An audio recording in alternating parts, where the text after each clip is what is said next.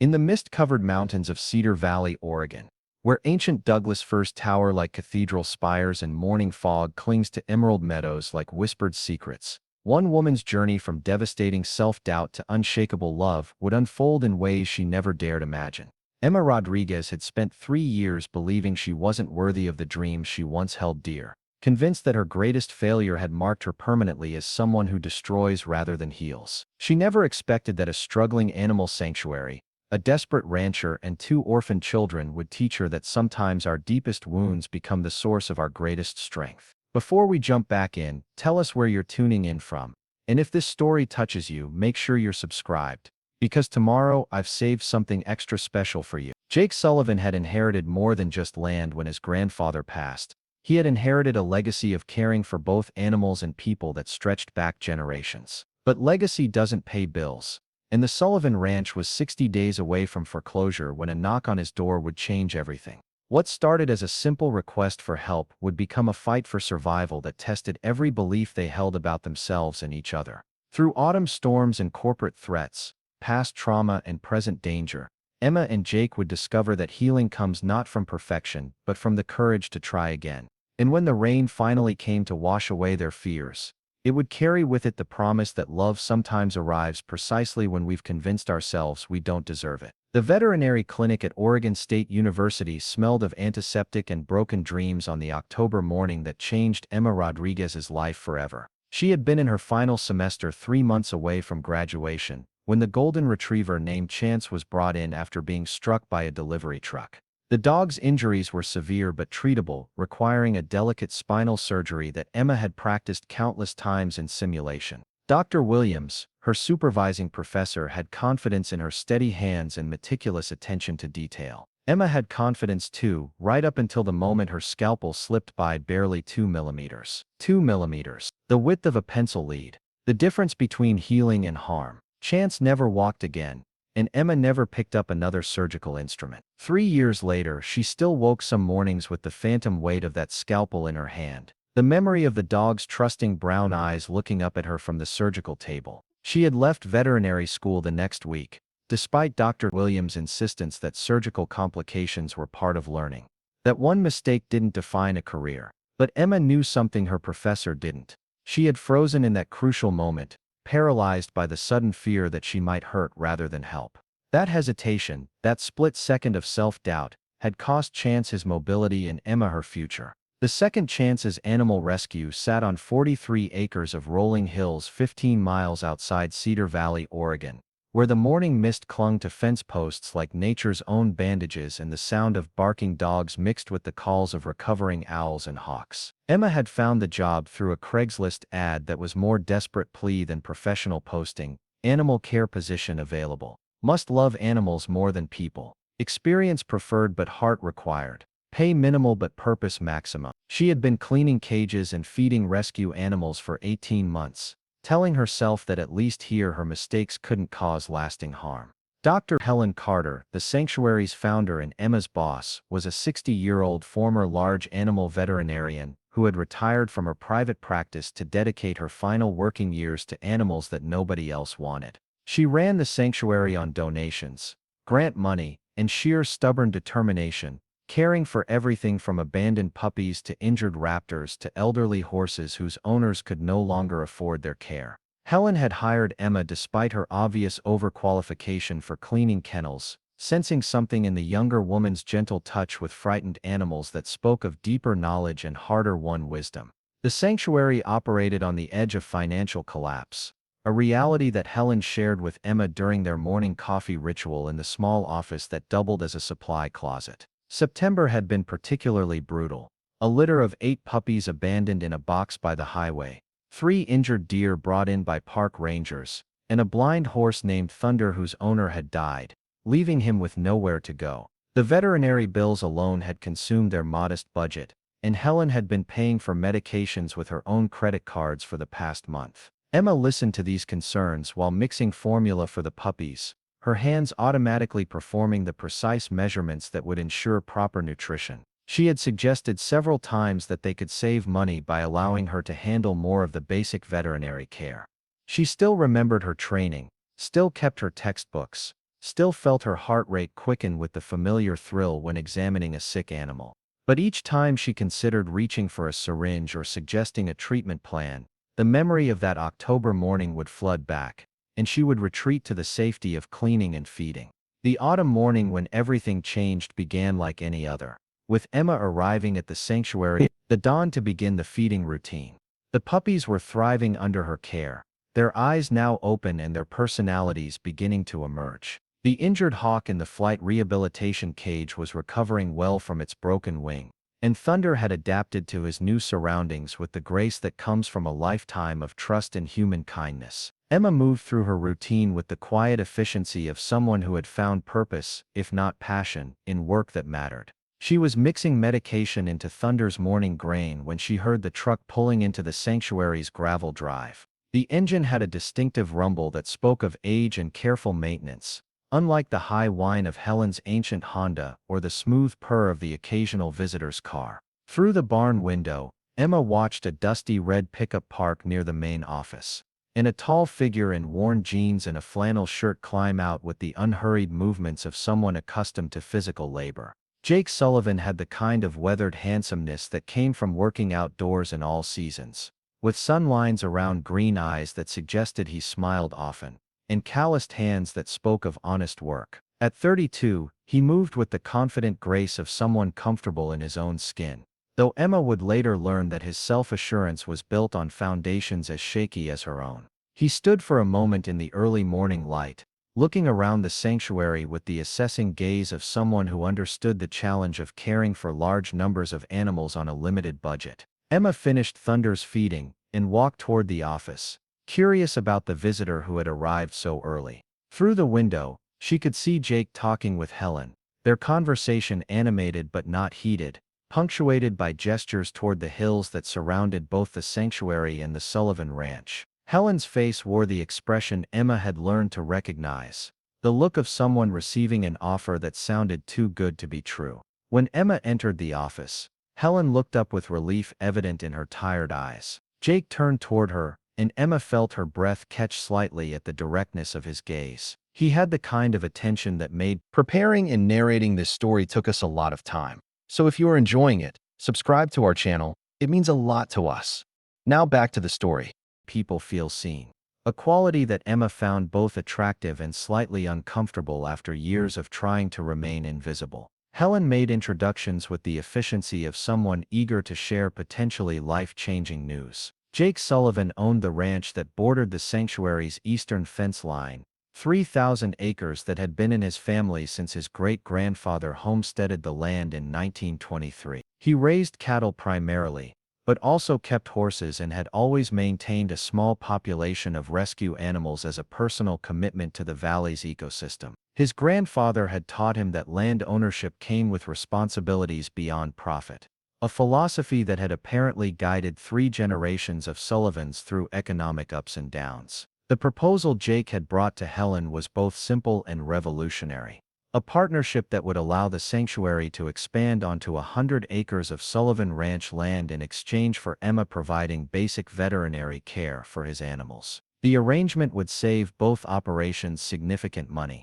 Helen wouldn't have to pay Dr. Peterson's emergency rates for routine calls, and Jake wouldn't have to drive 40 miles to the nearest large animal veterinarian for standard procedures. Emma's hands had begun to shake before Jake finished explaining the proposal, the familiar flutter of panic rising in her chest like a trapped bird. Helen was looking at her with hope and expectation, clearly assuming that Emma's veterinary background made this partnership a perfect solution to their financial problems. Jake was watching her with curiosity, probably wondering why someone with her obvious knowledge was working as a kennel cleaner rather than practicing veterinary medicine. The silence stretched uncomfortably before Emma managed to speak, her voice carrying less conviction than she intended. She explained that she had left veterinary school before completing her degree, that she wasn't licensed to practice, that the sanctuary would be taking a significant risk in relying on her limited experience. She didn't mention Chance or the surgery that had ended her dreams, but something in her tone suggested deeper reasons for her reluctance. Jake listened without judgment, his farmer's patience evident in the way he allowed her to finish her concerns before responding. He explained that he wasn't looking for someone to perform complex surgeries or diagnose rare diseases.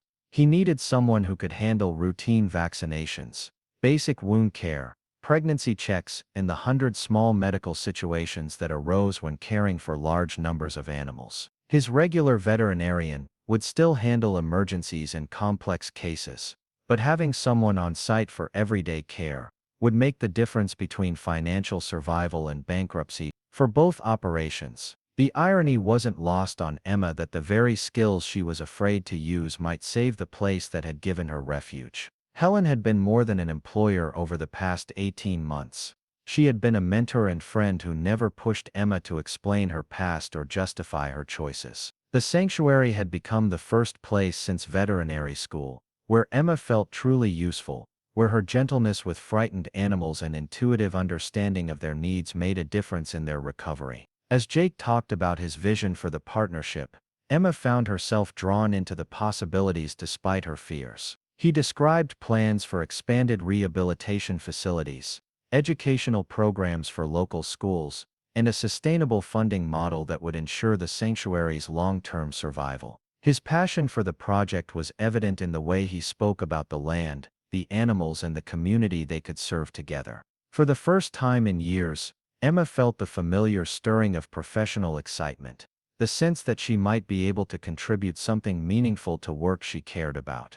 Helen was practically vibrating with enthusiasm as she asked questions about timelines, logistics, and legal arrangements. She had been watching the sanctuary's bank account dwindle for months, knowing that winter would bring increased costs for heating and feed just as donations traditionally declined. Jake's proposal offered not just financial relief but the possibility of growth and stability that had seemed impossible just hours earlier. The meeting concluded with Jake giving Emma his card and an invitation to visit the ranch to see the facilities and meet the animals that would become her responsibility. He seemed to understand her hesitation without needing detailed explanations, offering reassurance that she could start slowly, handling only the most routine procedures until she felt comfortable taking on more complex cases. His confidence in her abilities was both flattering and telling. It had been so long since anyone had looked at her and seen potential rather than limitation. After Jake left, Helen turned to Emma with barely contained excitement, already planning improvements and expansions that the partnership would make possible. She talked about the injured animals they would be able to help, the educational programs they could develop, the community partnerships that would ensure the sanctuary's mission continued for decades. For Helen, the decision was obvious. This partnership represented salvation for everything they had worked to build. Emma listened while finishing the morning chores, her mind racing between possibility and fear. The work Jake described was well within her capabilities. She had performed hundreds of routine procedures during her clinical rotations, had studied large animal medicine extensively, and had maintained her theoretical knowledge through continued reading and online courses. The skills were still there, buried beneath years of self-doubt but not forgotten. The question wasn't whether she could do the work, but whether she could trust herself to do it without causing harm. As she walked through the sanctuary that afternoon, checking on the recovering animals that had become her daily companions, Emma tried to imagine how her life might change if she accepted Jake's proposal. The puppies she had raised from helpless newborns were ready for adoption, their success a testament to her skill and dedication. Thunder had adapted beautifully to his new home, his blindness no barrier to his obvious contentment. The hawk was days away from release, its wing fully healed and its flight strong. These animals had trusted her with their lives, and she had not failed them. Perhaps the most frightening aspect of Jake's proposal wasn't the possibility of making a mistake, but the possibility of discovering that she was capable of more than she had allowed herself to imagine. For 3 years, she had built an identity around the belief that she wasn't good enough, that her failure with chance proved some fundamental inadequacy that made her unfit for the work she had once loved. Accepting Jake's partnership would mean challenging that carefully constructed narrative and opening herself to the vulnerability of hope.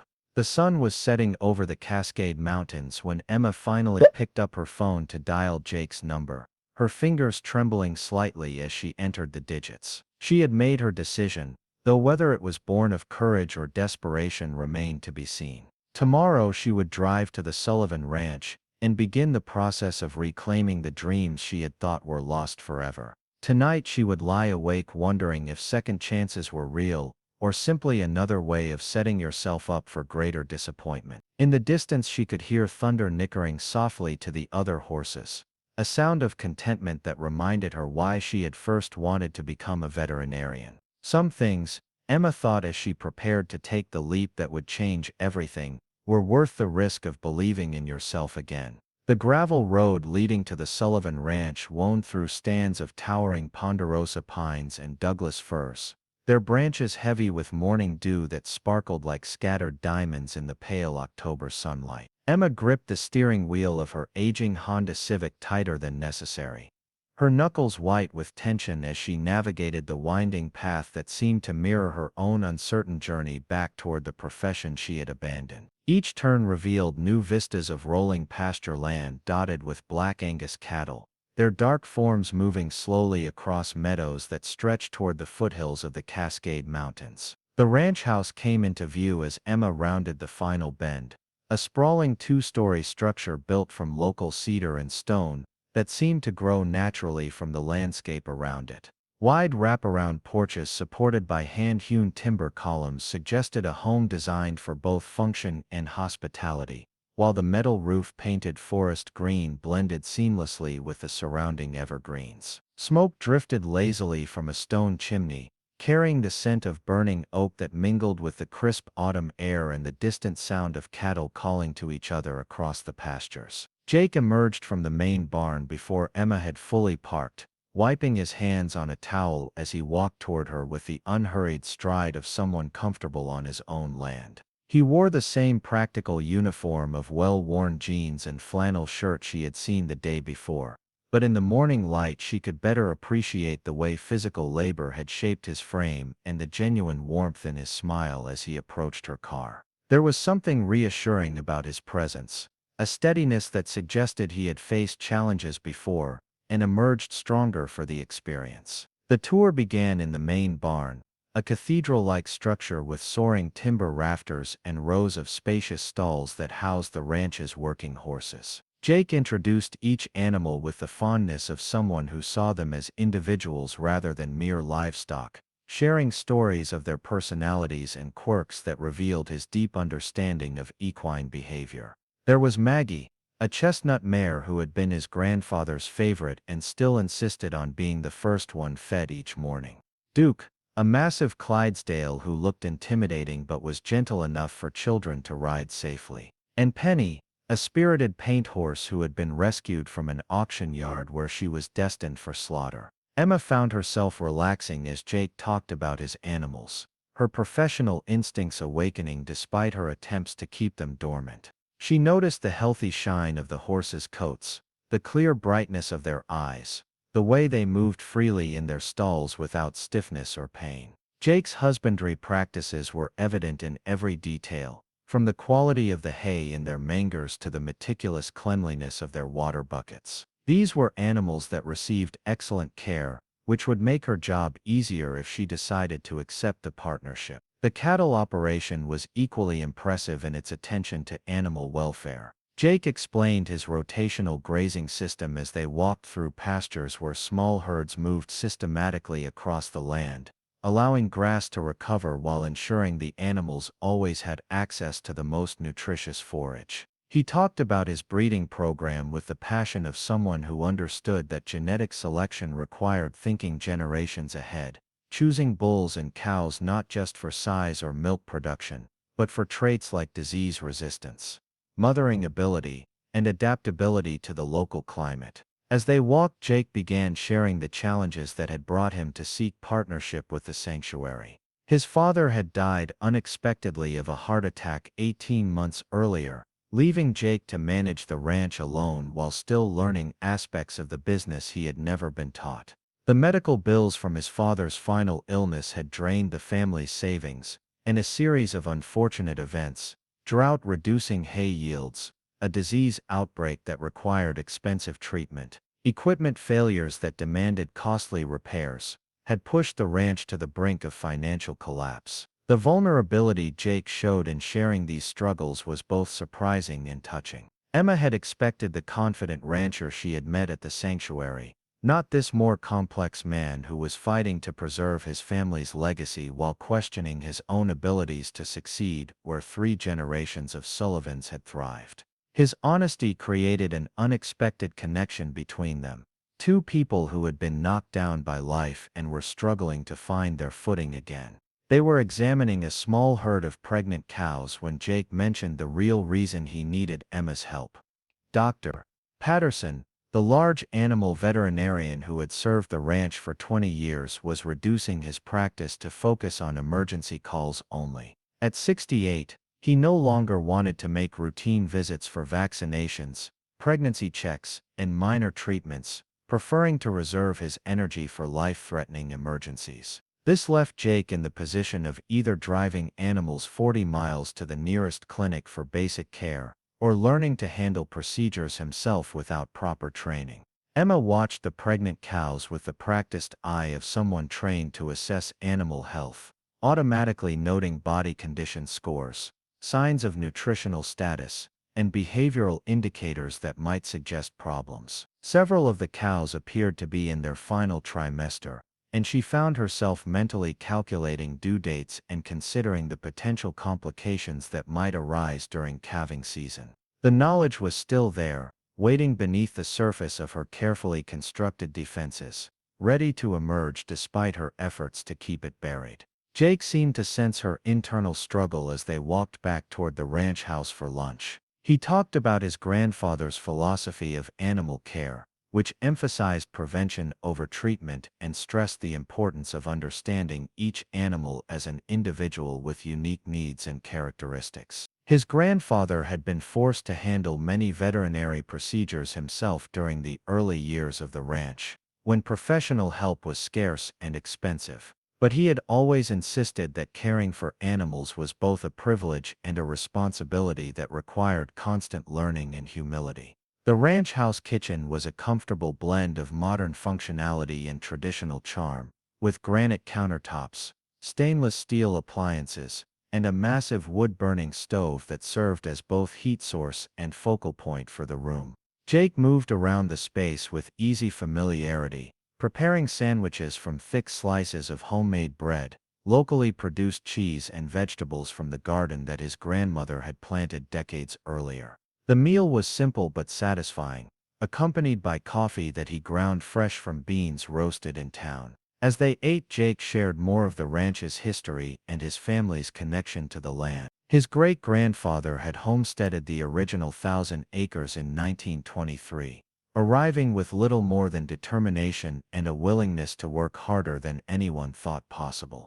Each generation had added to the property through careful purchases and strategic partnerships, building the ranch into a sustainable operation that provided both a living for the family and habitat for wildlife. The legacy was both inspiring and intimidating. Jake felt the weight of responsibility to preserve what his ancestors had built while adapting to modern challenges they could never have imagined. Emma listened to these stories while mentally cataloging the medical needs she had observed during their tour of the property. The horses would require regular vaccinations, dental care, and hoof maintenance. The cattle needed pregnancy testing, vaccination schedules tailored to local disease risks, and monitoring for parasites that could affect both individual animal health and overall herd productivity. There were also the minor injuries and ailments that were inevitable when dealing with large animals: cuts that needed suturing, abscesses that required drainage, lameness issues that demanded careful diagnosis and treatment. The scope of work was substantial but manageable, well within the range of procedures she had learned during her clinical training. More importantly, it was work that could make a real difference in the health and welfare of animals she was already beginning to care about. Jake's obvious devotion to his livestock was evident in every aspect of the operation, from the quality of their housing to the careful attention he paid to their individual needs. Working with him would mean being part of something meaningful,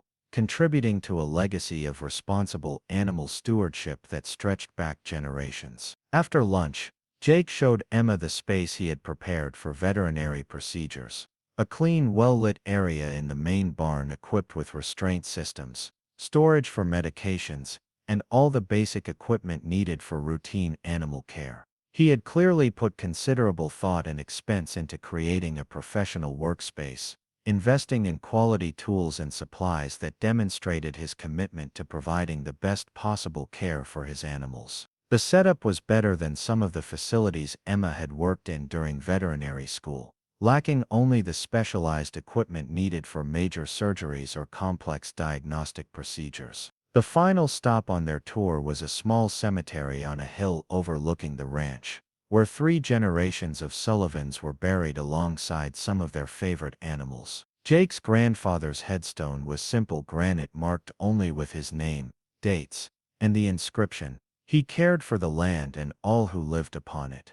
The graves were well maintained, surrounded by wildflowers that had been allowed to grow naturally, creating a peaceful resting place that reflected the family's connection to the natural world. Standing in that quiet place, Jake talked about the pressure he felt to live up to his family's legacy while adapting to challenges they had never faced. Environmental regulations, changing consumer preferences, economic pressures that made small-scale ranching increasingly difficult, all combined to create obstacles that required new approaches to traditional practices. He wondered sometimes if he was the generation that would fail, the one who would lose everything his family had worked to build. Emma recognized something familiar in Jake's self-doubt, the way he questioned his own abilities despite obvious competence and dedication. His struggles were different from hers but rooted in the same fundamental fear, the terror of failing when others were counting on you, of discovering that your best efforts weren't good enough to prevent loss and disappointment. In that moment of shared vulnerability, she felt a connection to Jake that went beyond professional collaboration or physical attraction. The drive back to the sanctuary gave Emma time to process everything she had seen and learned during her visit to the Sullivan Ranch. Jake was clearly a capable rancher who genuinely cared about his animals and land, but he was also struggling with challenges that threatened everything he held dear. The partnership he proposed would benefit both operations, but more than that, it would give Emma a chance to use her skills in service of something meaningful while working alongside someone who understood the weight of responsibility and the fear of failure. As she pulled into the sanctuary's driveway, Emma could see Helen waiting on the porch of the small office building, her face bright with curiosity and hope.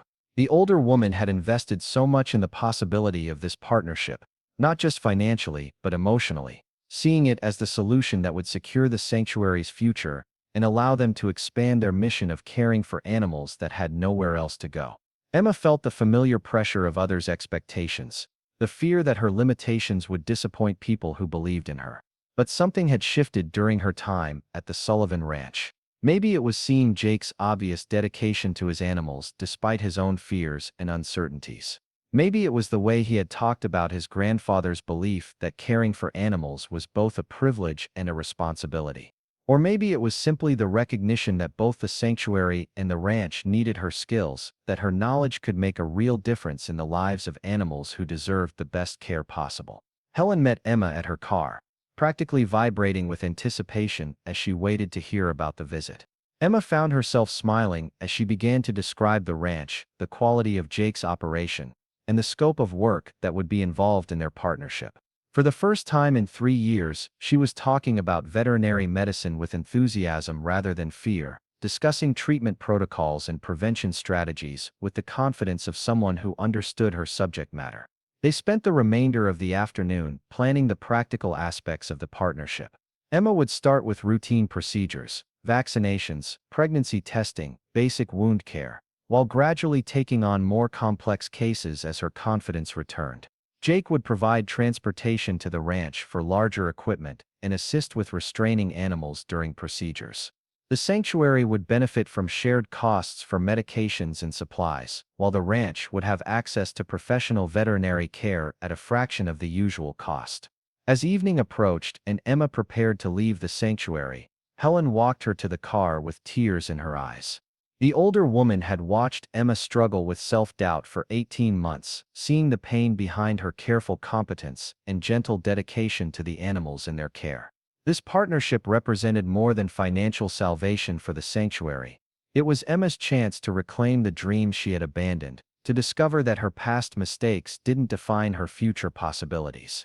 Emma drove home through the darkening Oregon landscape, her mind racing with plans and possibilities she hadn't dared consider in years. Tomorrow, she would call Jake and officially accept his proposal, beginning a journey back toward the profession she had once loved. The road ahead would undoubtedly include challenges and setbacks, moments when her old fears would resurface and threaten to overwhelm her renewed confidence. But for the first time since that October morning in the veterinary clinic, Emma felt ready to face those challenges. The moon was rising over the Cascade Mountains as Emma pulled into the driveway of her small rental house on the outskirts of Cedar Valley, its silver light casting long shadows across the yard she had never bothered to landscape.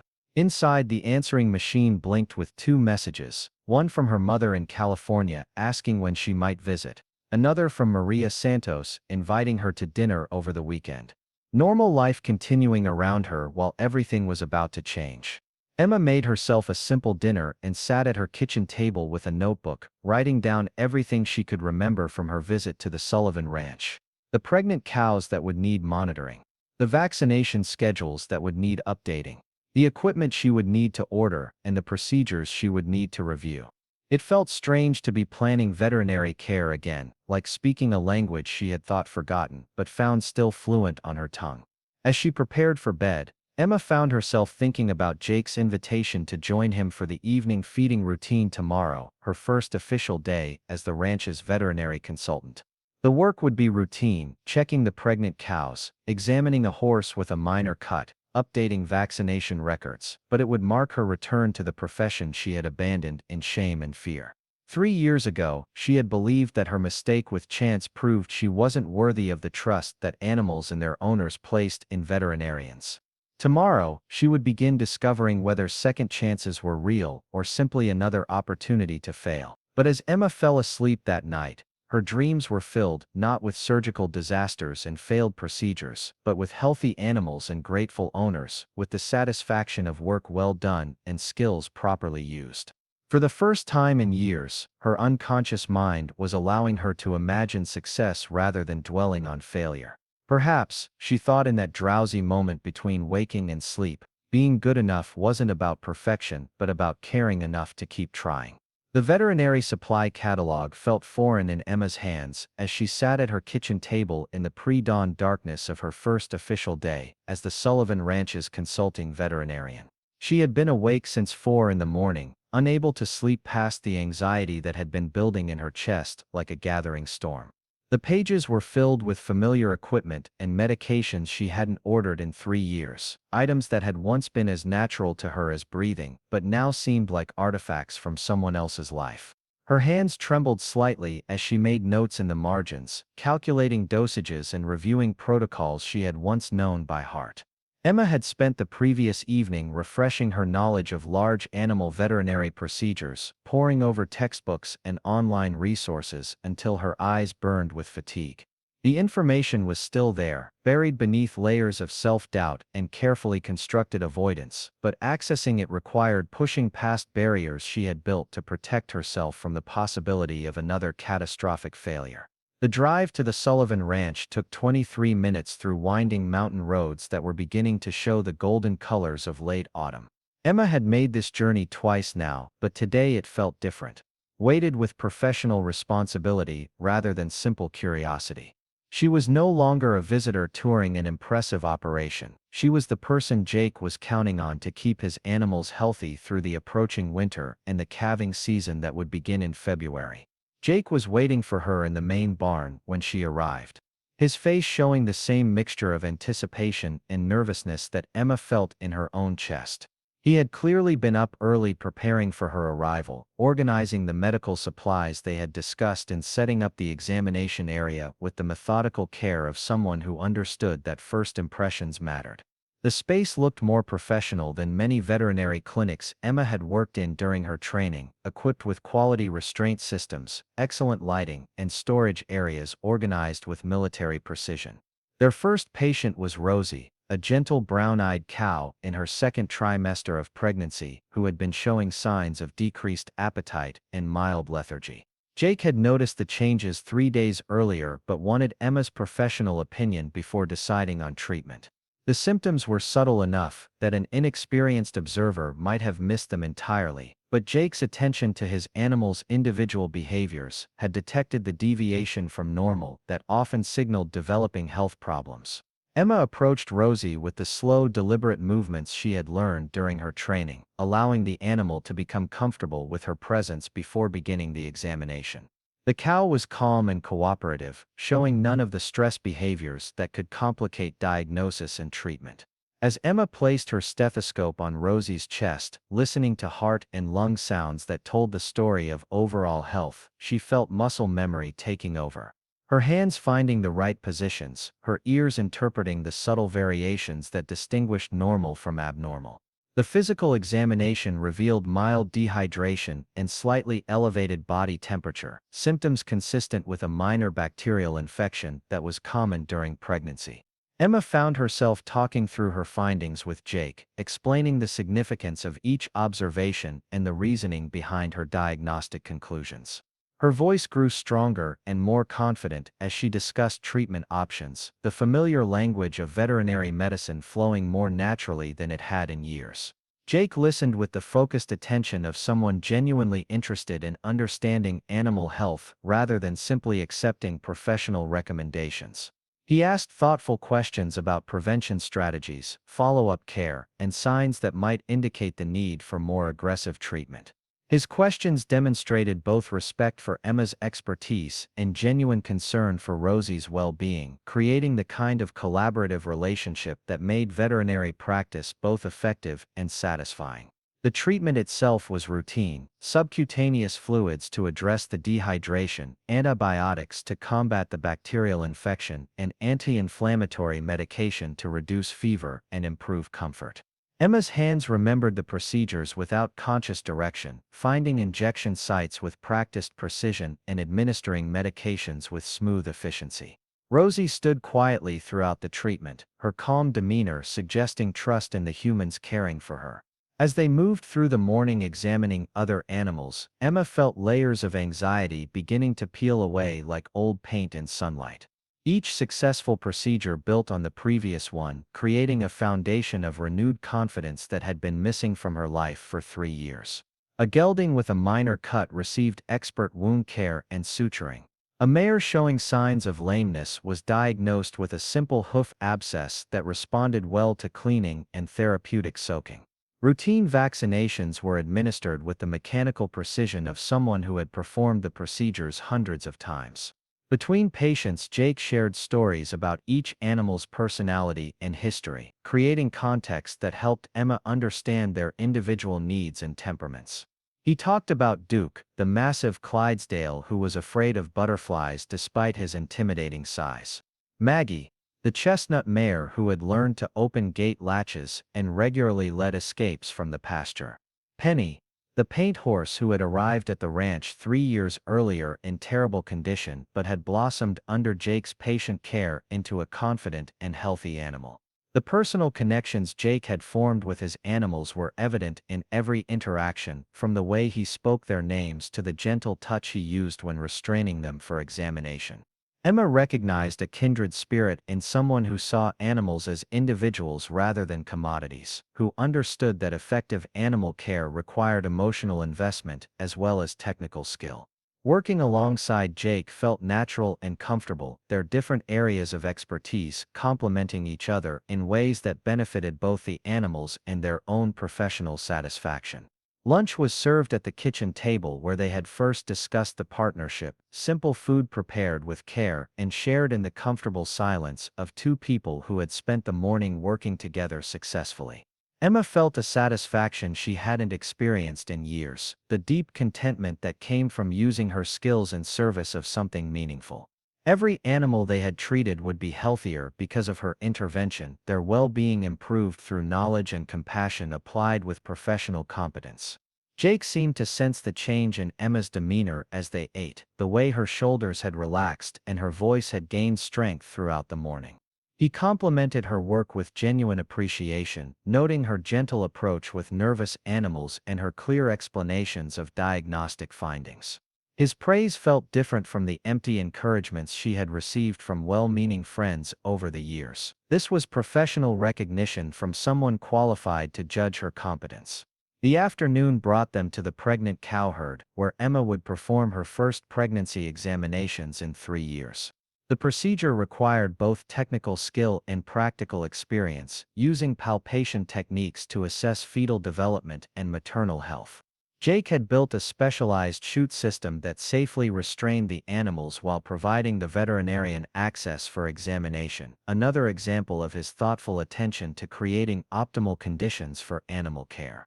Emma's first examination was tentative, her hands rediscovering the anatomical landmarks and diagnostic techniques that had once been second nature.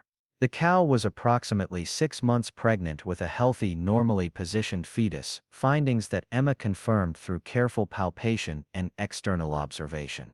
Her second examination was more confident, her diagnostic skills sharpening with each animal as muscle memory reasserted itself over conscious anxiety. By the end of the afternoon, Emma had examined 12 pregnant cows and diagnosed various stages of healthy pregnancies, along with one case of twins that would require additional monitoring through the remainder of the gestation period.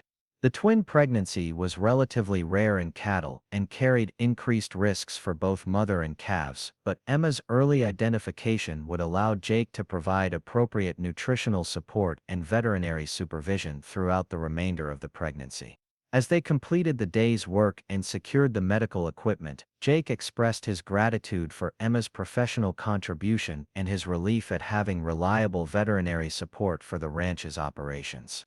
He talked about plans for the upcoming calving season, the breeding decisions that would determine next year's calf crop, and the facility improvements that successful partnership with the sanctuary would make possible.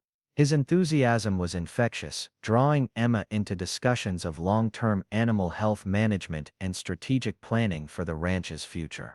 The drive back to the sanctuary gave Emma time to process the emotional transformation she had experienced during her first day of veterinary practice in 3 years. The work had felt natural and satisfying in ways she had forgotten, engaging both her technical knowledge and her intuitive understanding of animal behavior. More importantly, she had not made any significant mistakes or caused harm to any animal under her care. The competence was still there, waiting beneath the surface of her self-imposed limitations. Helen was waiting at the sanctuary with barely contained excitement, eager to hear about Emma's first day at the Sullivan Ranch.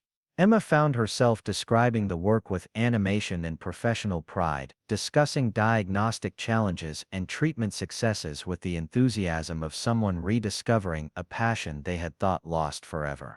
Helen listened with tears in her eyes, recognizing the return of the confident veterinarian she had suspected existed beneath Emma's carefully constructed defenses. The conversation continued as they made evening rounds through the sanctuary, checking on the animals that had become Emma's daily responsibility over the past 18 months. The puppies were thriving under the care protocols Emma had established, their growth and development testament to her skill and dedication. Thunder, the blind horse, had adapted beautifully to his new environment, his calm presence a stabilizing influence on the other rescue animals. The injured hawk was ready for release, its wing fully healed through Emma's attentive rehabilitation program. As they worked, Helen shared her own excitement about the partnership's possibilities for expanding the sanctuary's mission and financial stability. The reduced veterinary costs would allow them to take in more animals, while Jake's offer of additional land would provide space for larger species and more extensive rehabilitation facilities. Educational programs, internship opportunities, and community partnerships that had seemed impossible just days earlier were now within reach. Emma's success at the Sullivan Ranch had implications that extended far beyond her personal journey back to veterinary practice. The partnership would create a sustainable model for animal welfare that could serve as an example for other rural communities struggling to provide adequate veterinary care for both domestic and wild animals. Emma's expertise would benefit not only Jake's livestock but also the steady stream of injured and abandoned animals that found their way to the sanctuary. That evening, Emma sat at her kitchen table with a different set of catalogs and reference materials, planning equipment purchases and protocol updates that would improve her ability to serve both the ranch and the sanctuary. The work felt purposeful in ways she had almost forgotten, engaging her mind and skills in service of goals that mattered deeply to her. For the first time in 3 years, Emma was making plans that extended beyond simple survival into genuine professional growth and contribution.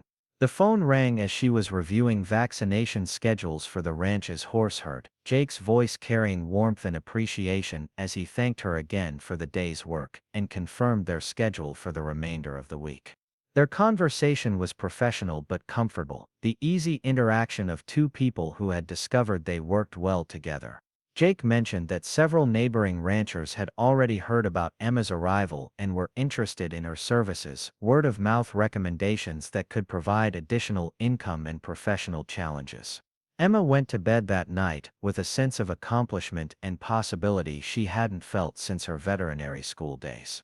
The work at the Sullivan Ranch had reminded her why she had originally chosen veterinary medicine as a career: the intellectual challenge of diagnosis and treatment, the satisfaction of improving animal welfare, the emotional reward of using specialized knowledge to help creatures that couldn't help themselves. Her mistake with Chance had been devastating, but it didn't have to define the rest of her professional life. As she drifted toward sleep, Emma's mind was already planning improvements and innovations that could benefit both the ranch and the sanctuary. Equipment modifications that would make procedures safer and more efficient. Preventive care protocols that would reduce the incidence of disease and injury. Educational programs that would help local animal owners provide better care for their livestock and pets. The possibilities seemed limitless now that she had rediscovered her competence and passion for veterinary medicine. Her dreams that night were filled with healthy animals and successful treatments, with the satisfaction of work well done and skills properly applied. The nightmares that had plagued her sleep for 3 years were absent, replaced by visions of professional growth and meaningful contribution. Emma Rodriguez was finally beginning to believe that she might be good enough after all, that her past mistakes didn't necessarily predict future failures, and that second chances might be more than just another opportunity for disappointment. The foundation was now laid for everything that would follow: the growing partnership with Jake, the expansion of her veterinary practice, and the personal transformation that would eventually lead her to believe she was worthy of love and professional respect. But challenges lay ahead that would test both her renewed confidence and her developing relationship with the rancher who was beginning to mean more to her than just a professional partner. The first sign of trouble came on a gray November morning when Emma arrived at the Sullivan Ranch to find Jake standing in the driveway, holding an official-looking envelope with the kind of expression that suggested bad news had arrived with the dawn. The letterhead belonged to Morrison Development Corporation, a name that had been circulating through Cedar Valley with increasing frequency as the company bought properties throughout the region for what they claimed were sustainable development projects. Emma had heard Helen mention the company during their morning coffee conversations, always with the worried tone of someone who understood that corporate interest in rural land rarely benefited existing communities. Frank Morrison himself had arrived in Cedar Valley 6 months earlier, a polished man in expensive suits who spoke eloquently about bringing economic prosperity to the region through carefully planned resort developments that would attract tourists while preserving the natural beauty that made the area special.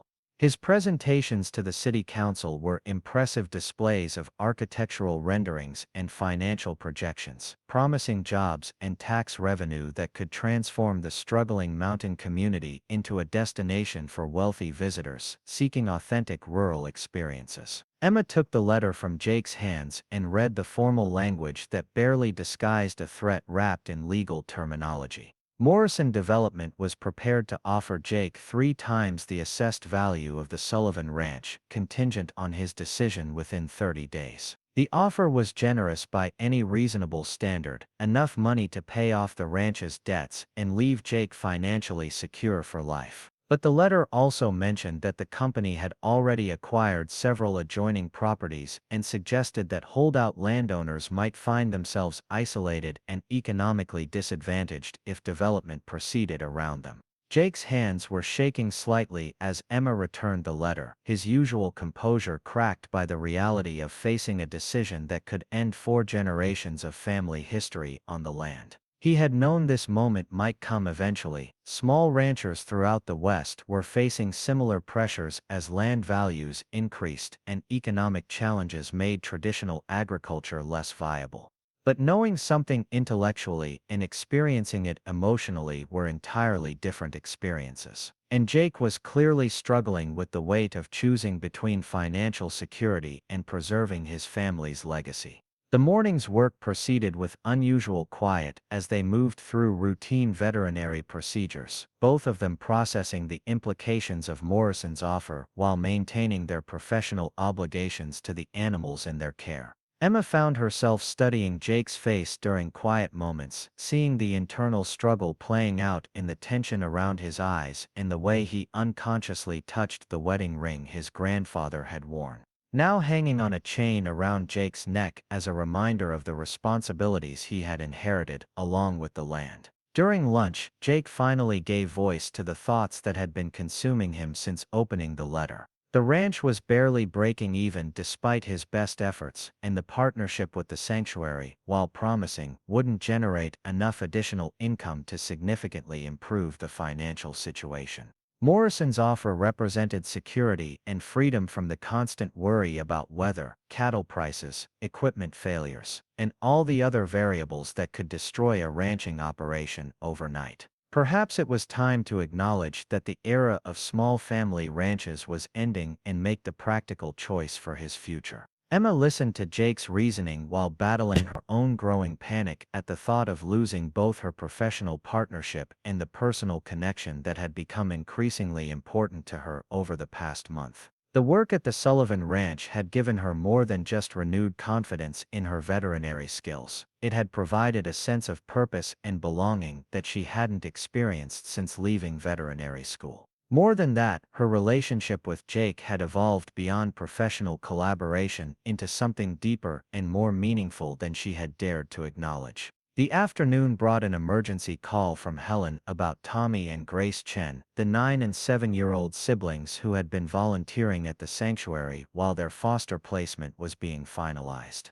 The children had been hiking on the trail that connected the sanctuary to the Sullivan Ranch when Grace had fallen and injured her ankle badly enough that she couldn't walk. Tommy had stayed with his sister while sending their location via the GPS device their social worker had given them, but approaching storm clouds made immediate rescue essential. Jake didn't hesitate when Emma asked for his help, loading his ATV with emergency supplies while she gathered first aid equipment from the veterinary supplies. They reached the children just as the first fat raindrops began spattering through the canopy of Douglas firs, finding Grace trying to be brave despite obvious pain, while Tommy held her hand and told her stories to distract her from the discomfort. The scene was heartbreaking and inspiring simultaneously. 2 children who had already faced more trauma than most adults showing remarkable courage and resilience in the face of another crisis. Emma's examination revealed a probable fracture that would require X-rays and possible surgery, injuries that made immediate transportation to the hospital essential despite the worsening weather conditions.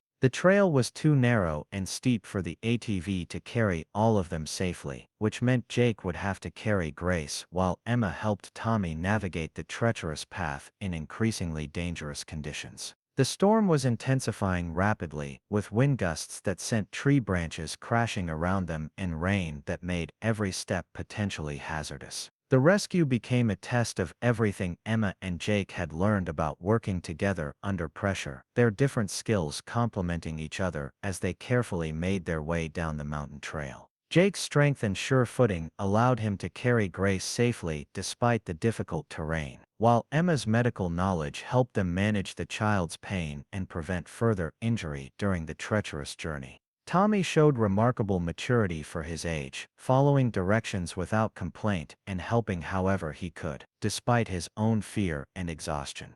They were halfway down the mountain when the storm reached full intensity, transforming the trail into a torrential cascade of mud and debris that made continued progress nearly impossible. Jake found a small cave formed by overhanging rocks where they could take shelter, but Grace's condition was deteriorating, and they all knew that waiting out the storm wasn't a viable option.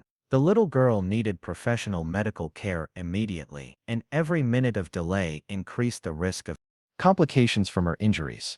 It was Tommy who provided the solution, remembering an old logging road that his foster father had shown him during previous hikes in the area. The road would allow Jake to bring the ATV much closer to their current position, reducing the distance Grace would need to be carried through the dangerous conditions. The plan required Emma to stay with Grace, while Jake and Tommy made their way to the ATV through terrain that was becoming more treacherous by the minute, but it represented their best chance of getting the injured child to safety quickly. Emma watched Jake disappear into the storm with Tommy beside him, carrying her heart with him into the darkness and danger of the mountain wilderness. She had realized during the past hour that her feelings for Jake had evolved far beyond professional respect or physical attraction into something that felt dangerously close to love. The thought of losing him to an accident on the dangerous trail was almost unbearable, but she pushed down her fears to focus on keeping Grace comfortable and stable while they waited for rescue. Grace seemed to sense Emma's emotional turmoil and reached out to hold her hand, offering comfort to the adult who was supposed to be providing strength and reassurance. The little girl asked quietly if Emma thought Jake and Tommy would be okay, her young voice carrying the weight of someone who had already learned that the people you care about can disappear without warning. Emma promised that Jake would come back for them, speaking with more confidence than she felt while praying to whatever gods might be listening that she wasn't making a promise she couldn't keep. The sound of the ATV approaching through the storm was the most beautiful thing Emma had ever heard, followed by Jake's voice calling her name through the rain and wind. He emerged from the darkness like an answer to prayer, his face showing relief and determination as he assessed Grace's condition and prepared to load her onto the vehicle for the final descent to safety. Tommy was right behind him, soaked and exhausted but grinning with pride at having successfully guided Jake through the treacherous terrain to reach them. The ride down the mountain tested every skill Jake possessed as an outdoorsman, navigating washed-out sections of road and fallen trees while maintaining enough stability to prevent further injury to Grace. Emma held the child securely while monitoring her vital signs and watching for complications, her medical training focused entirely on ensuring Grace's condition didn't deteriorate during the bumpy journey. The storm seemed to be fighting their rescue efforts, throwing obstacles in their path and making every decision potentially life-threatening. They reached Jake's truck just as Grace's pain medication was beginning to wear off, her brave facade finally cracking as the reality of her situation became undeniable. Emma's heart broke watching the little girl try not to cry, remembering her own childhood belief that showing pain made you a burden to the adults trying to help you. She gathered Grace into her arms while Jake helped Tommy into the truck, promising the child that everything would be okay and that her tears were perfectly normal and acceptable. The drive to Cedar Valley General Hospital took 45 minutes through mountain roads that had become rivers of mud and debris, Jake's careful driving balancing the need for speed against the danger of losing control in the treacherous conditions. Emma sat in the back seat holding Grace while Tommy held his sister's other hand, all of them forming a temporary family united by crisis and held together by mutual concern and affection. The children's trust in both adults was complete and touching. Their faith that Emma and Jake would keep them safe despite circumstances beyond anyone's complete control. Grace's injuries turned out to be less severe than initially feared, a displaced fracture that required surgery but would heal completely with proper treatment and rehabilitation. Tommy's brave assistance during the rescue had probably saved his sister from much more serious complications, his quick thinking and mature response to crisis earning praise from the emergency room staff who weren't accustomed to such competence from someone his age. The social worker who arrived at the hospital was moved to tears by the story of their rescue and the obvious bond that had developed between the children and their rescuers. Emma and Jake waited in the hospital lounge while Grace underwent surgery, their clothes still damp from the storm and their exhaustion evident despite the adrenaline that had sustained them through the crisis. Tommy had fallen asleep curled against Emma's side, his complete trust in her protection both heartwarming and heartbreaking as she considered the uncertainty of his and Grace's future placement. The foster care system was overwhelmed and under-resourced, making stable long-term placements difficult even for children as resilient and appealing as the Chen siblings. It was during those quiet hours in the hospital that Jake began talking about his decision regarding Morrison's offer, the day's events having crystallized his thoughts about what really mattered in his life. The money was attractive and the practical arguments for selling were compelling, but watching Emma work to save Grace had reminded him of why his family had chosen to stay on the land for 4 generations. Some things were more valuable than financial security, including the ability to use your resources to help others and the satisfaction of building something meaningful rather than simply accumulating wealth. Emma felt tears beginning to flow as Jake talked about his desire to keep the ranch and expand his partnership with the sanctuary, not just for business reasons but because he had found something with her that felt worth fighting for despite the challenges they would face. His voice was quiet but determined as he explained that he would rather struggle alongside someone he cared about than be comfortable and alone. That the past month had shown him possibilities he had never dared to imagine for his personal future. But Emma's tears weren't entirely from happiness. They carried the weight of her own self-doubt and the fear that Jake's feelings were based on gratitude rather than genuine affection. How could someone as competent and attractive as Jake Sullivan really care about a woman who had failed so catastrophically at her chosen profession, who had spent 3 years hiding from the world because she couldn't trust herself not to cause harm? The voice in her head that had been whispering "You're not good enough" for years was screaming now, insisting that Jake would eventually realize his mistake and leave her just as her confidence in veterinary medicine had been destroyed by a single moment of doubt. The confrontation with her self-doubt came as they stood in the hospital parking lot after Grace's successful surgery, the storm having passed but leaving the world washed clean and glistening under starlight that seemed impossibly bright after hours of gray clouds and driving rain. Jake was thanking Emma for her help during the rescue when she finally broke down, her carefully maintained composure crumbling under the weight of emotions she had been suppressing for months. Through tears that felt like they had been building for years, Emma told Jake everything, about Chance and the surgery that had ended her veterinary career, about the 3 years of self-imposed exile from the profession she had loved, about the voice in her head that insisted she wasn't worthy of the trust that others placed in her. She told him about her fear that their partnership was a mistake, that she would eventually let him down the way she had failed. Chance that he deserved someone stronger and more confident than a woman who had spent years believing she wasn't good enough for anything that mattered. Jake listened to her confession with the same patient attention he had shown during their first meeting, his face showing understanding rather than judgment as Emma revealed the depths of her self-doubt and fear. When she finished speaking, he was quiet for a long moment, choosing his words carefully before responding to the pain she had shared with him. His voice was gentle but firm as he began to tell her what he saw when he looked at her. Not a failed veterinary student, but a woman who had risked her life to save a child she barely knew, who had rebuilt her confidence through months of careful work with injured animals, who had the courage to try again despite fears that would have paralyzed lesser people. Jake told Emma about his own failures and self-doubts, the times when he had questioned whether he was strong enough or smart enough to preserve his family's legacy, when the weight of responsibility had seemed crushing and insurmountable. He talked about watching his father struggle with depression and self-doubt during difficult years, about the fear that he might not be worthy of the trust that 4 generations of Sullivans had placed in his hands. Everyone carried wounds and insecurities, he explained, but that didn't make them less valuable or less deserving of love and respect. The rain began falling again as Jake moved closer to Emma in the hospital parking lot, his hands gentle on her face as he wiped away tears that carried years of accumulated pain and self-recrimination. His voice was barely above a whisper as he told her that she was the strongest person he had ever known, that her compassion and skill had transformed both his ranch and his life in ways he was still discovering. He loved her not despite her vulnerabilities but because of them, because her struggles had taught her empathy and her failures had taught her humility without breaking her spirit. Emma felt something shift inside her chest as Jake spoke, the tight knot of self-doubt that had lived there for years beginning to loosen under the warmth of his acceptance and understanding. For the first time in longer than she could remember, someone was seeing all of her, the fears and failures along with the strengths and successes, and choosing to love her anyway. The realization was both terrifying and liberating, like stepping into sunlight after years in shadows. When Jake told her he loved her and asked her to marry him, the words falling like gentle rain between them in the hospital parking lot, Emma felt the last walls around her heart crumble completely. Her answer came through tears that were finally tears of joy rather than sorrow, her voice strong and clear as she said yes to love and partnership and the possibility of building a life together, despite all the challenges that lay ahead. The kiss that followed was soft and sweet and full of promise.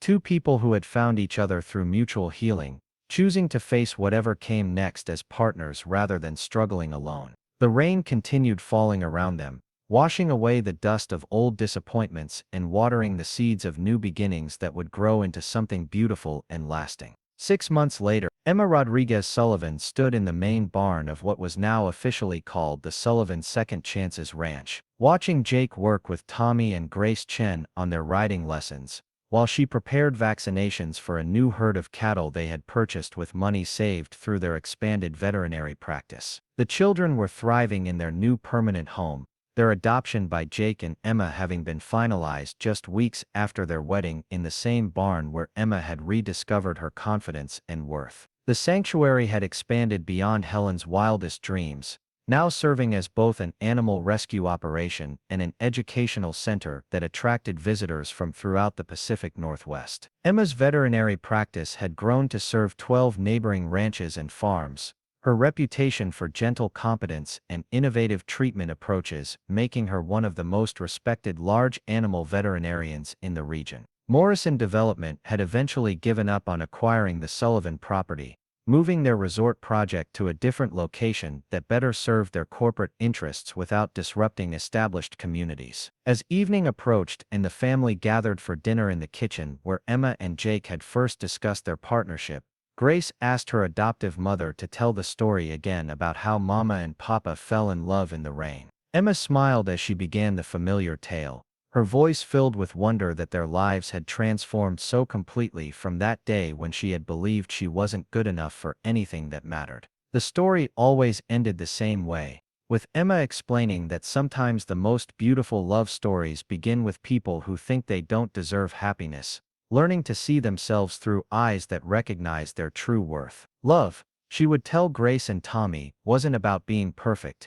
It was about finding someone who loved you enough to help you become the person you were meant to be. Outside the kitchen windows, the Oregon mountains rose against a star-filled sky that seemed to hold infinite possibilities for people brave enough to believe in second chances and strong enough to choose love over fear. The Sullivan Second Chances Ranch had become more than just a place. It was a testament to the transformative power of love, compassion, and the radical act of believing that everyone deserves the chance to heal and grow and become their best selves. Emma Rodriguez Sullivan no longer questioned whether she was good enough. She had learned that worthiness wasn't something you earned through perfection but something you claimed through courage, and that the most important love story anyone could tell was the one about learning to love themselves enough to accept the love others offered. The rain had washed away her doubts and fears, leaving behind only the certainty that she was exactly where she belonged, doing exactly what she was meant to do, with exactly the right person by her side.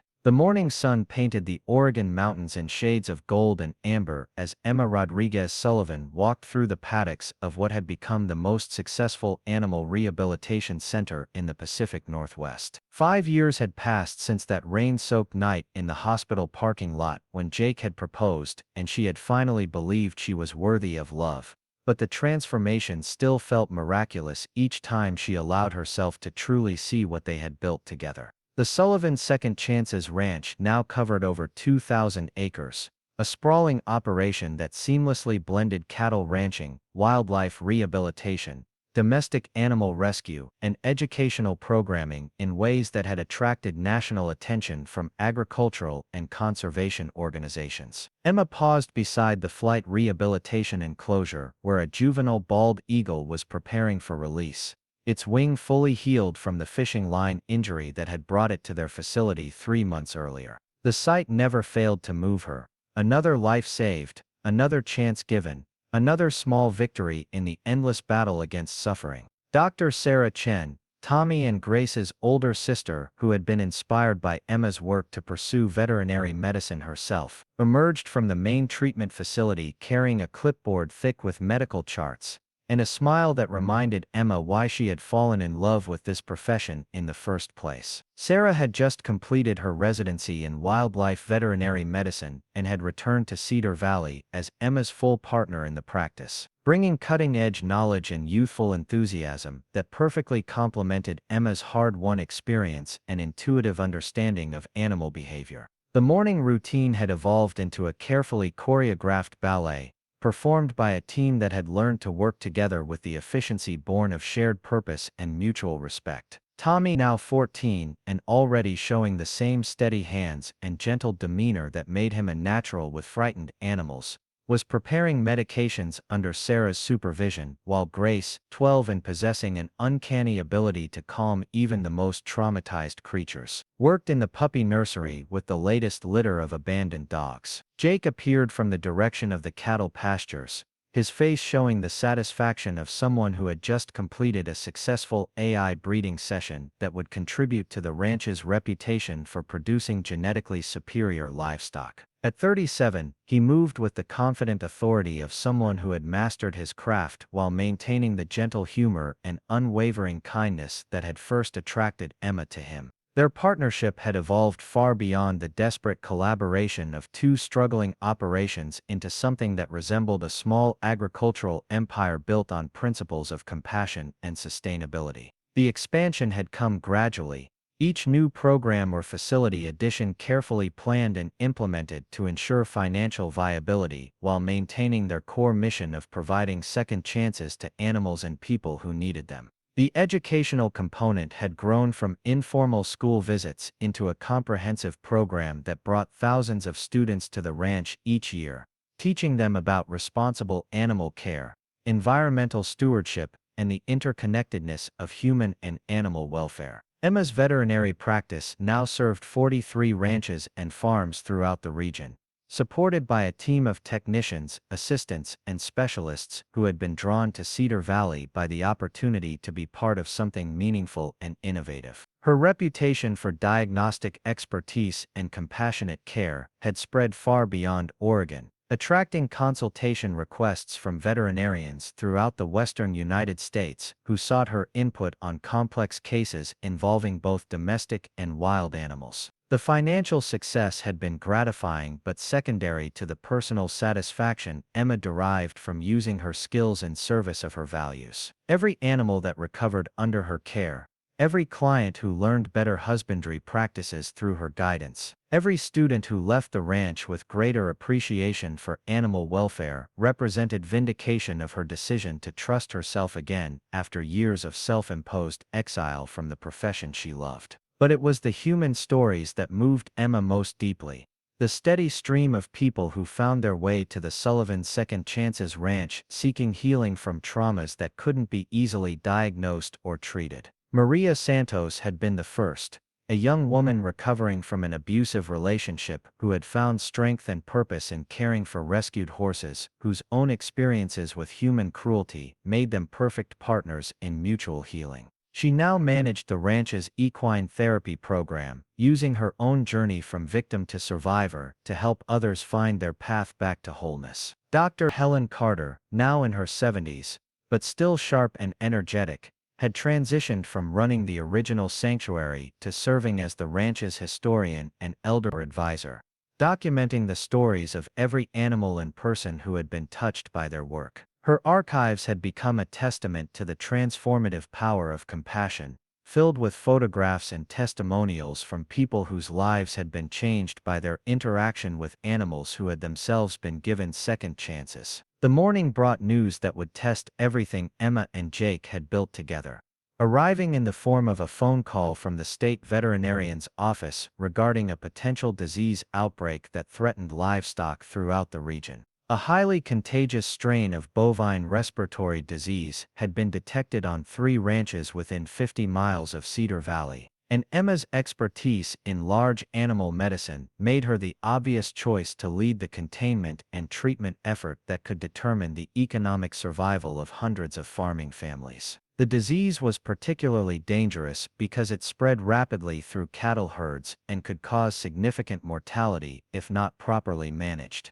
But it was also treatable if detected early and addressed with appropriate protocols. Emma's role would be to coordinate testing and treatment across dozens of ranches while implementing quarantine procedures that could prevent the disease from spreading to uninfected herds. The work would require her to be away from home for weeks at a time, traveling throughout Oregon and Washington to supervise vaccination programs and monitor infected animals. Jake listened to Emma's explanation of the situation with the calm attention he brought to all their discussions of professional challenges, asking thoughtful questions about logistics and timing while never suggesting that she should decline an opportunity to serve the broader agricultural community. His support was absolute and unwavering, reflecting their shared understanding that their individual professional obligations were extensions of their joint commitment to animal welfare rather than competing priorities that might threaten their relationship. The disease containment effort began within hours of the state's official request,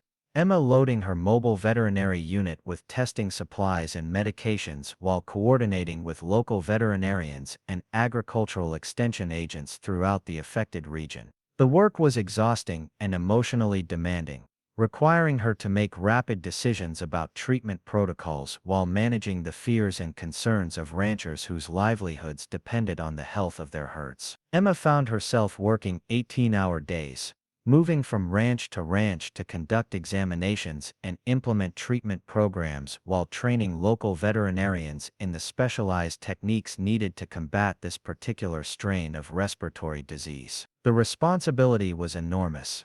Thousands of cattle and the economic welfare of entire communities depended on her expertise and judgment.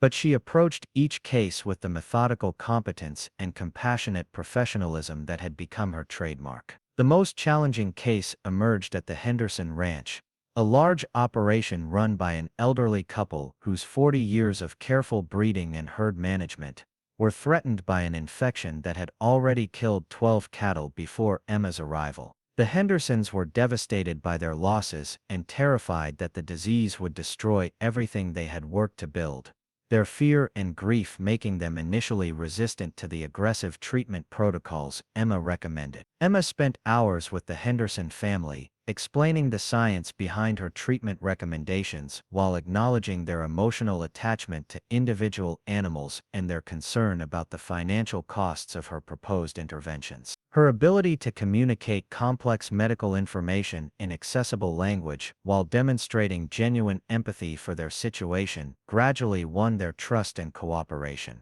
allowing her to implement the comprehensive program needed to save their herd. The treatment succeeded, but not without requiring Emma to make difficult decisions about individual animals whose conditions were too advanced for recovery. She had to recommend euthanasia for 5 cattle whose suffering could not be alleviated, a responsibility that brought back echoes of the self-doubt she had fought so hard to overcome.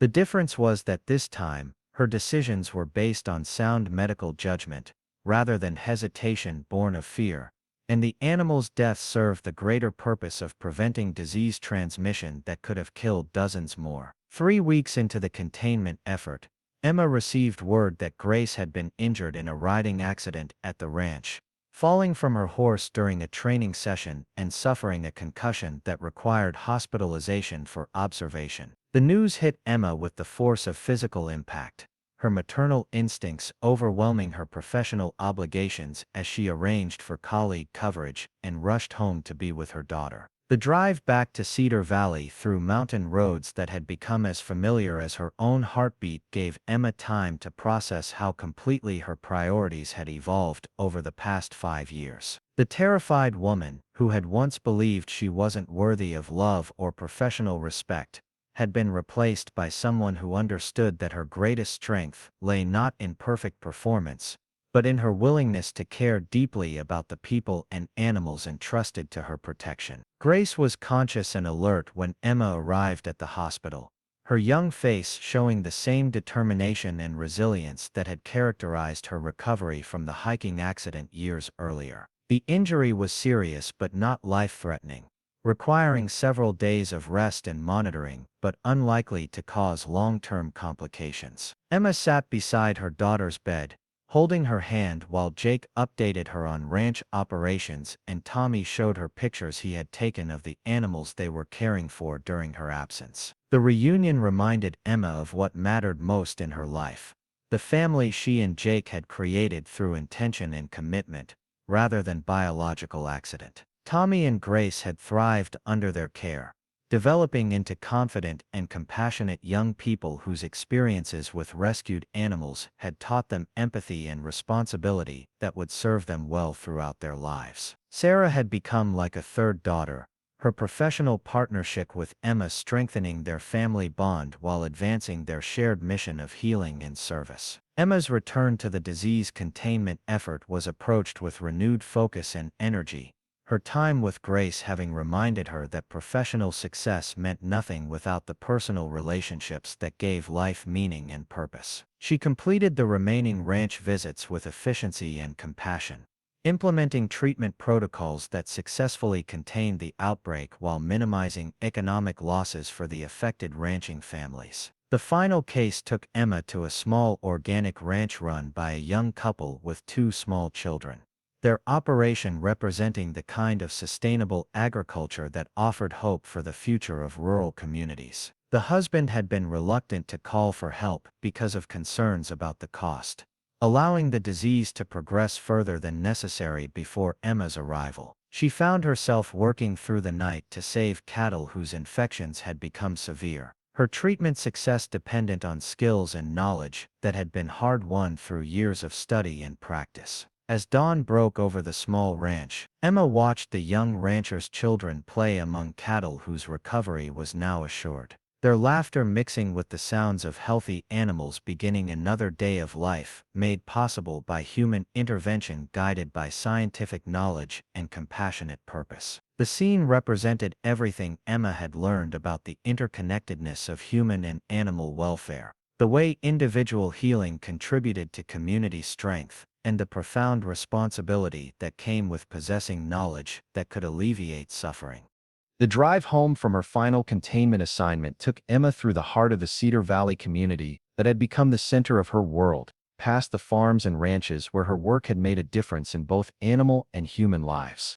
The Henderson Ranch looked prosperous and peaceful, their cattle grazing contentedly in pastures where disease had once threatened destruction.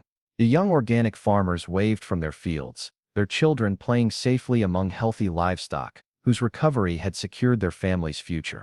Emma arrived at the Sullivan Second Chances Ranch as evening was painting the mountains in shades of purple and rose, the familiar sights and sounds of home welcoming her back from weeks of difficult and demanding work in service of the broader community. Jake met her in the driveway, with an embrace that felt like coming home after a long journey, his presence reminding her that professional achievement was most meaningful when shared with someone who understood both its costs and its rewards.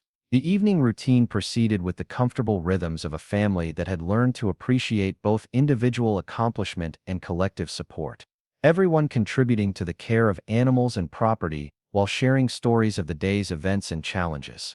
Grace's recovery was progressing well, her concussion symptoms resolving without complications.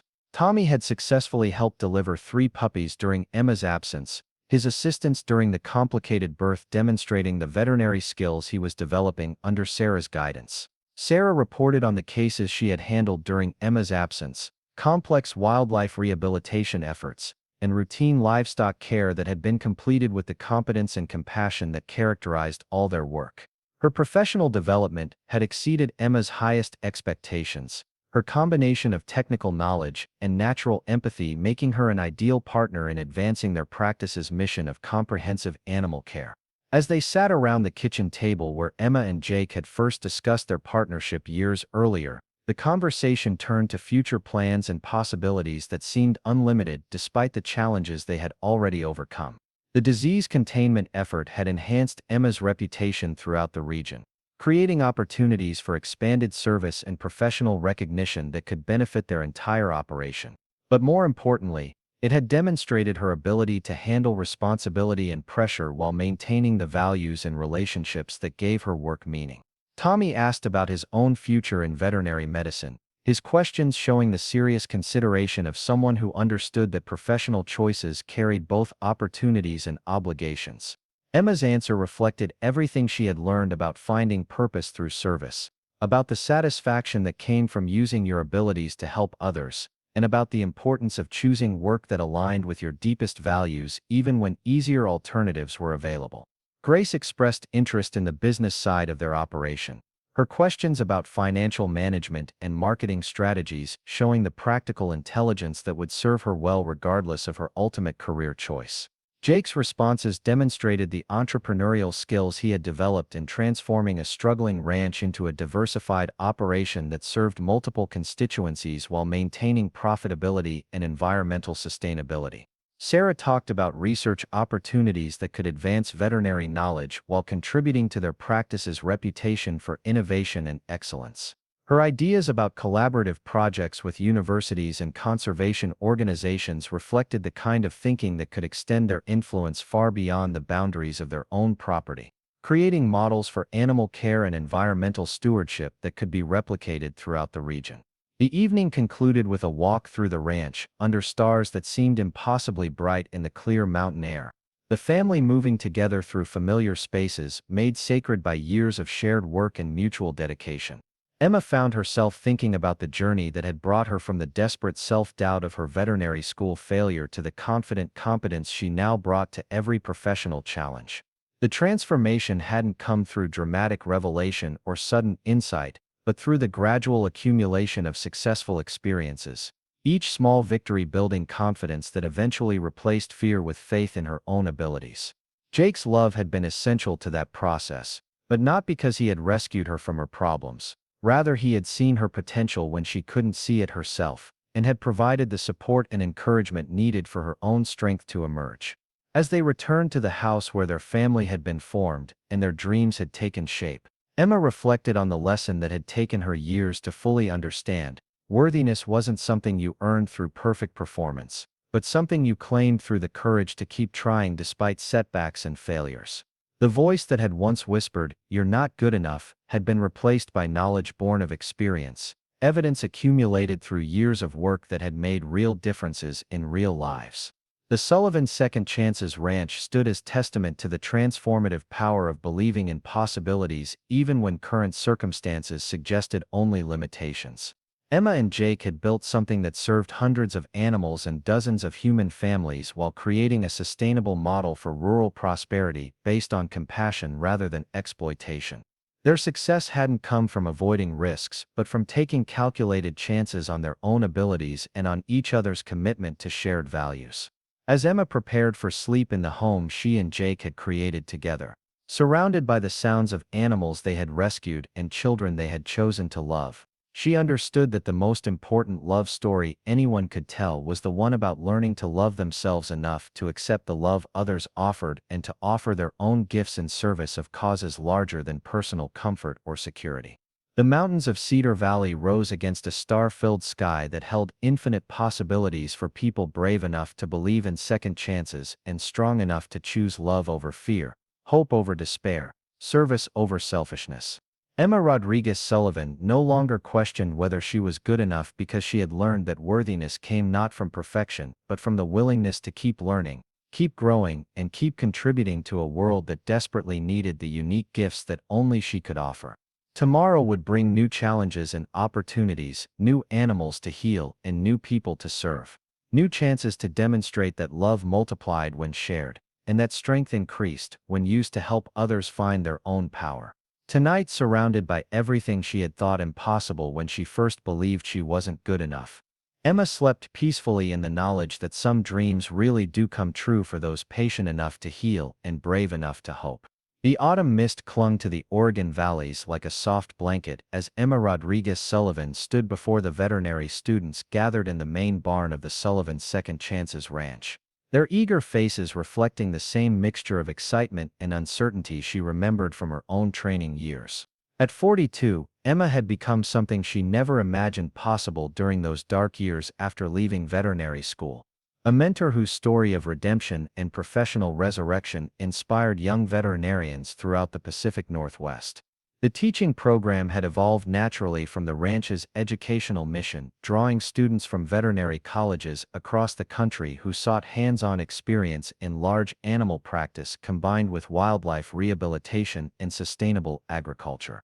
Emma's reputation for compassionate care and diagnostic excellence had spread through academic networks, creating demand for internships and externships that far exceeded their capacity to accommodate interested applicants. This particular group of 8 students represented the 15th cohort to complete their rural veterinary immersion program at the ranch. Their 6-week residency, designed to provide practical experience with both domestic livestock and wildlife cases while exploring the emotional and ethical dimensions of veterinary practice that were often overlooked in traditional clinical training. Emma's teaching philosophy emphasized not just technical competence but also the development of empathy, resilience, and professional identity that could sustain lifelong careers in service to animals. The morning's first case involved Melody, a rescued draft horse whose previous owners had allowed chronic laminitis to progress untreated until walking caused excruciating pain. The mare had arrived at the ranch 3 months earlier in such poor condition that several veterinarians had recommended euthanasia as the most humane option, but Emma had seen something in the horse's eyes that suggested she wasn't ready to surrender despite her suffering. Emma guided the students through their examination of Melody, encouraging them to observe not just clinical signs but also behavioral indicators that might suggest pain levels, emotional state, and willingness to participate in treatment protocols. The horse stood quietly during their assessment, her trust in human caretakers gradually rebuilt through months of patient care and consistent kindness from the ranch staff. The discussion that followed covered complex topics that weren't easily addressed through textbook study. How to balance hope against realistic prognosis when aggressive treatment served the animal versus the human need to feel helpful, and how to maintain professional objectivity while still caring deeply about individual patients. Emma shared her own struggles with these questions, describing cases where she had made difficult decisions about treatment versus euthanasia and how she had learned to live with uncertainty while still providing the best possible care. Dr. Jennifer Walsh, a 4th-year student from Colorado State University, asked about Emma's decision-making process when facing cases like Melody where the prognosis was guarded but not hopeless. Emma's answer reflected years of experience balancing optimism against realism, her response emphasizing the importance of honest communication with animal owners while maintaining hope that didn't ignore difficult realities. The conversation touched on Emma's own journey from veterinary school failure to professional success, though she was careful to focus on lessons learned rather than dwelling on past trauma. Her story had become part of the ranch's teaching mythology, offered to students struggling with their own confidence issues as evidence that setbacks didn't necessarily predict ultimate failure. The key, Emma explained, was learning to distinguish between temporary setbacks and permanent limitations, developing resilience without becoming hardened to the emotional costs of veterinary practice. After the morning clinical session, Emma walked with the students through the rehabilitation facilities where dozens of animals at various stages of recovery demonstrated the ranch's comprehensive approach to animal welfare. They visited the flight enclosures where raptors regained strength after wing injuries, the aquatic rehabilitation pools where waterfowl recovered from oil exposure, and the specialized care units where orphaned wildlife learned survival skills before release back to their natural habitats. Each facility represented not just advanced veterinary care but also the integration of multiple disciplines: veterinary medicine, animal behavior, conservation biology, and environmental education into a holistic approach that addressed both individual animal welfare and broader ecological concerns. The students asked sophisticated questions about treatment protocols, facility design, and the ethical considerations involved in wildlife rehabilitation, their inquiries demonstrating the kind of critical thinking that Emma hoped to foster in the next generation of veterinarians. The afternoon brought a consultation with the Johnson family, whose small organic farm was struggling with reproductive issues in their dairy goat herd. Emma used this case to demonstrate how veterinary practice extended far beyond individual animal treatment to encompass herd health management, environmental factors, and economic considerations that affected both animal welfare and human livelihoods. The students accompanied Emma as she examined the goats, observed their housing and feeding systems, and interviewed the Johnsons about management practices that might contribute to the reproductive problems. The case required integrating knowledge from multiple veterinary disciplines: reproductive physiology, nutrition, infectious disease, and environmental health, while communicating findings and recommendations in language accessible to clients without advanced scientific training. Emma's diagnostic workup revealed nutritional deficiencies and housing conditions that were contributing to poor conception rates and early pregnancy losses, problems that could be addressed through relatively simple management changes rather than expensive medical interventions. Her recommendations included dietary modifications, facility improvements, and monitoring protocols that would improve reproductive performance while maintaining the organic certification that was essential to the farm's marketing strategy. The teaching value of the case extended beyond its technical aspects to include discussion of the veterinarian's role in sustainable agriculture, the economic pressures facing small farmers, and the importance of solutions that were both scientifically sound and practically feasible for clients with limited resources. Emma emphasized how successful rural veterinary practice required understanding not just animal health, but also the human and economic systems within which animals lived and worked. As evening approached, the group gathered in the ranch house kitchen where Jake was preparing dinner with assistance from Grace, now 17, and showing early interest in the business aspects of their operation.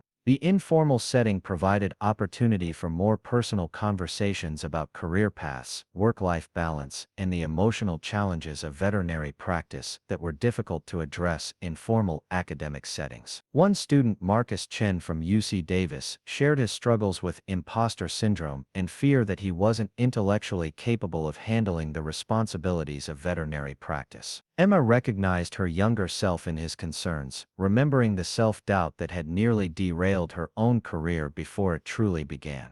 Her response emphasized that competence developed through experience rather than being an innate quality, and that the willingness to continue learning was more important than avoiding all mistakes. Another student, Rebecca Martinez from Washington State University, asked about maintaining optimism in the face of cases where treatment options were limited or unsuccessful. Emma's answer drew from her years of experience with both triumphant recoveries and heartbreaking losses, her wisdom reflecting deep understanding of how to process grief without becoming cynical or emotionally detached from the animals and people she served. The conversation continued late into the evening as students shared their own experiences with challenging cases, difficult clients, and moments when they had questioned their career choice. Emma listened with the patience of someone who understood that professional development required not just technical training but also emotional growth and the development of coping strategies that would sustain long careers in a demanding field. Tommy, now 19 and in his second year of veterinary school himself, joined the discussion with perspectives shaped by growing up on the ranch and observing Emma's practice from childhood. His insights about the integration of veterinary medicine with conservation and education reflected the next generation's broader understanding of how animal health connected to environmental and social concerns. Sarah, now Dr. Sarah Chen and Emma's full partner in the practice, contributed her own experiences as a recent graduate navigating the transition from student to practicing veterinarian.